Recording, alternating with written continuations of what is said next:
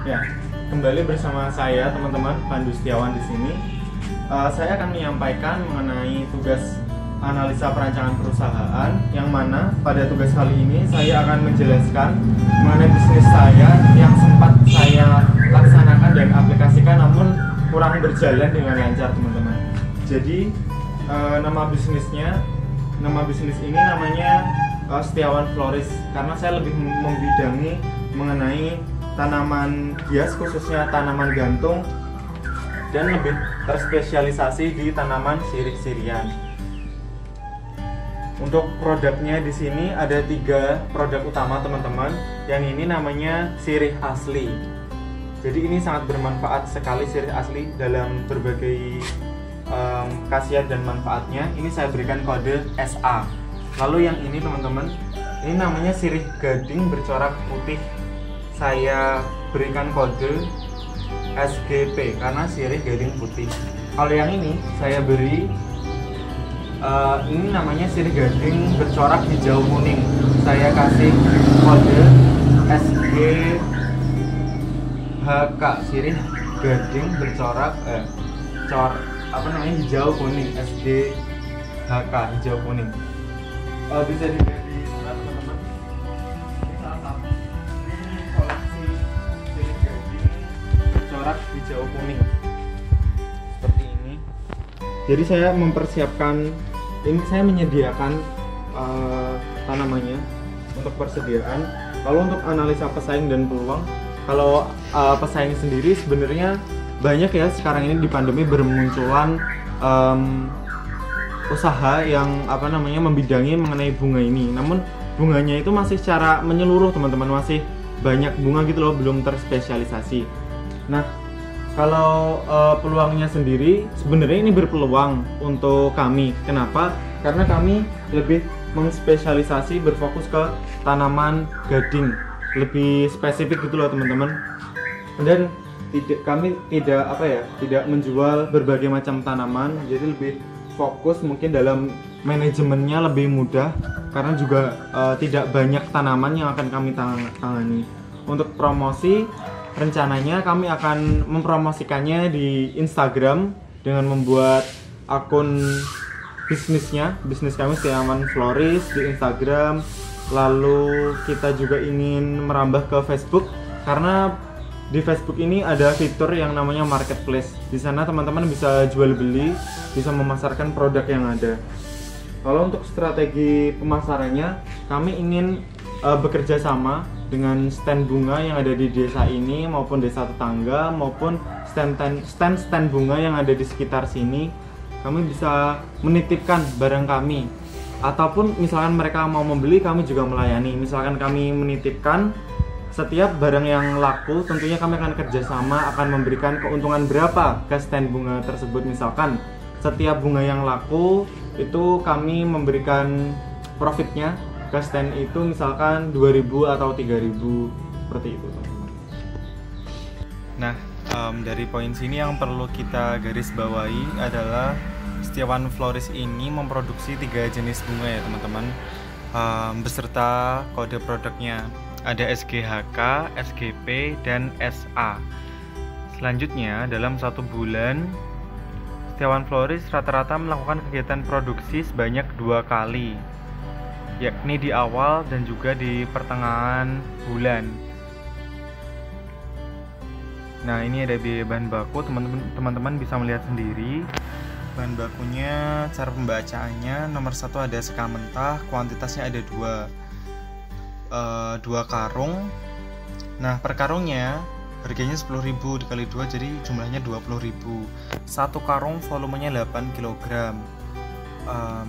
Lalu ada kokopit, pupuk kandang, dan juga pot diameter 12 cm.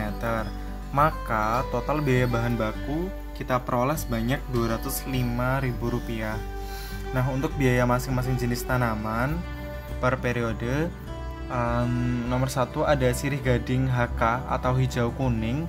Kuantitasnya kita produksi sebanyak 50 satuannya tanaman, ada 50 tanaman, harga satuannya 7.000. Jadi 50 dikalikan 7.000, totalnya 350.000. Nah, selanjutnya bisa teman-teman lihat sendiri. Maka total biaya masing-masing jenis tanaman itu ada Rp1.250.000. Nah, kalau setiap jenis tanaman itu kita memproduksi 50 dan ini ada 3 jenis, maka totalnya ada 150 produk per 15 hari. Jadi kalau 1 bulan ada 300 ya teman-teman. Jadi ini total pengeluaran biaya bahan baku ditambah biaya masing-masing jenis tanaman. Totalnya ada Rp1.455.000. Lanjut ke poin A, harga pokok produk atau HPP masing-masing produk tanaman. Untuk yang produk yang pertama yakni SGHK sirih gading hijau kuning, caranya adalah Rp205.000 dari bahan baku tadi itu dibagi 3 teman-teman, karena ada 3 jenis. Setelah dibagi kita tambahkan dengan Rp350.000, yakni harga masing-masing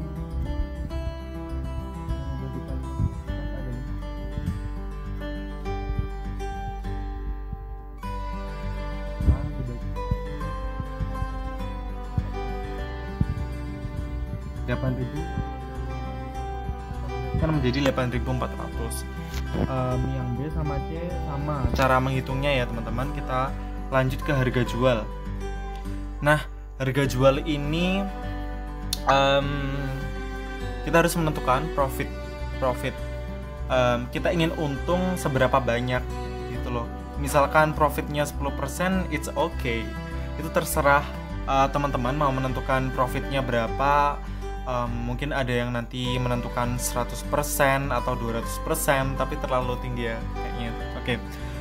Pembacaan yang poin A ya teman-teman. Harga jual produk yang sirih gading hijau kuning sama dengan 8.400 diperoleh dari biaya 8.400 itu harga pokok produknya teman-teman, HPP, ditambah 40% dikalikan HPP 8.400. Maka 8.400 tinggal nambahin 40% dikali 8.400 tadi, totalnya 11.760. Lalu kita bulatkan teman-teman menjadi 12.000. Poin B sama C sama. Lalu lanjut ke poin proyeksi pendapatan selama 1 bulan. Nah, pendapatan selama 1 bulan ini kita menggunakan total produknya itu 300 unit ya teman-teman. Karena dalam 1 bulan kan diproduksi 2 kali. Setiap kali produksi itu kan ada 150. Jadi 150 kali 2 300. Contohnya ini. Misal ini aku buat per kemungkinan. Misal kemungkinan masing-masing produk itu terjual 60%, maka totalnya ada berapa nanti pendapatannya. Misalkan terjual 100% masing-masing produk, nanti totalnya ada berapa pendapatannya, seperti itu. Contoh, sirih gading hijau kuning itu kan harganya 12.000. Nah, terjual 60% dikalikan 100, karena kan total dalam 1 bulan kan ada 100 produk. Jadi 60% kali 100, 60% dikali 100 ada 60. Jadi 12.000 kali 60 ada 720.000. Sedangkan yang bawahnya sirih gading yang putih tinggal 17.000 dikalikan 60. Jadi dapat 1.020.000. Lalu yang sirih asli 10.500.000 tinggal dikalikan 60 dapat 630.000 rupiah. Total pendapatan apabila masing-masing produk itu terjual 60% akan mendapatkan pendapatan sebesar 2.370.000 teman-teman. Selanjutnya ini ada proyeksi pengeluaran selama 1 bulan teman-teman. Jadi total pengeluaran 1 bulan itu caranya menghitung biaya bahan baku tadi ditambah biaya masing-masing jenis tanaman per periode dikalikan 2, karena ada 2 kali produksi. Maka didapatkanlah Rp2.910.000. Nah, sekarang kita ke poin terakhir, yakni mengenai proyeksi laporan rugi dan laba penjualan bersih. Nah, pada 2009 ini aku bandingkan antara tahun 2019 sama 2020. penghitungannya ini selama 1 tahun ya teman-teman, jadi 12 bulan. Penjualan bersih selama 1 tahun pada tahun 2019 kita dapatkan Rp37.920.000. Sedangkan penjualan bersih pada tahun 2020 selama 1 tahun yakni Rp47.400.000 teman-teman. Maka performanya kita lihat naik 25% dari penjualan bersih 2019. Jadi meningkat penjualan bersihnya dari tahun 19 ke 2020. Lalu HPP-nya ternyata juga meningkat 25% dari 2019. Cara mencari laba kotor teman-teman, kita tinggal mengurangkan antara penjualan bersih dengan HPP. Dikurangkan aja nanti dapat laba kotor. Lalu laba bersih itu kan dapat 10.305.600 ya teman-teman. Itu caranya menghitung laba kotor dikalikan pajak. Jadi Rp10.848.000 dikalikan 5% dapat Rp542.400. Tinggal laba kotor dikurangi dengan pajak, dapatnya laba bersih teman-teman. Laba bersihnya juga naik teman-teman 25%.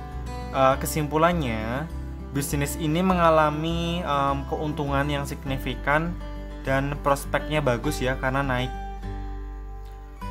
Analisa pertama, proyeksi ini menggunakan persentase penjualan ya teman-teman. Dikarenakan pendapatan terbesar dari toko bunga ini adalah dari penjualan. Pada umumnya, penjualan akan mengalami kenaikan setiap tahunnya karena dipengaruhi oleh waktu, uang, dan inflasi yang mempengaruhi harga bahan baku, kenaikan upah buruh, dan sebagainya. Sekian teman-teman, terima kasih.